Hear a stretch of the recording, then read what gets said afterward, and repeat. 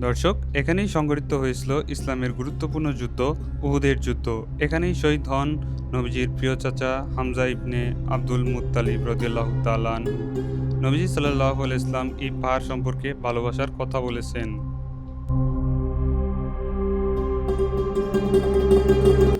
625 খ্রিস্টাব্দে এখানে মুসলমানদের সাথে মক্কার কুরাইশদের যুদ্ধ হয়েছিল। এই যুদ্ধে মুসলমানদের সৈন্য ছিল প্রায় 700 জন, কুরাইশ বাহিনী ছিল প্রায় 3000 জন।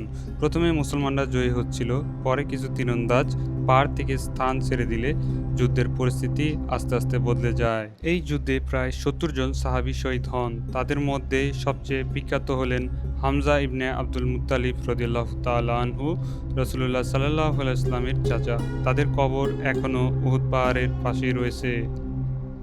আজ উহুদ পাহাড় মদিনার সবচেয়ে গুরুত্বপূর্ণ জিয়ারতের স্থান। প্রতিদিন হাজার হাজার মুসলমান এখানে আসেন, শহীদদের কবর জিয়ারত করতেন, ইতিহাস স্মরণ করতেন। এই যুদ্ধ মুসলমানদের জন্য এক কঠিন পরীক্ষা ছিল।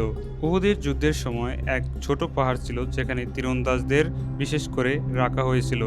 রাসূলুল্লাহ সাল্লাল্লাহু আলাইহি ওয়াসাল্লাম বলেছিলেন, যুদ্ধে জিতলেও বা হারলেও এই পাহাড় ছেড়ে যেও না।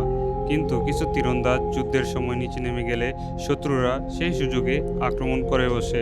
উহুদের যুদ্ধ মুসলমানদের জন্য অনেক গুরুত্বপূর্ণ শিক্ষা দেয়।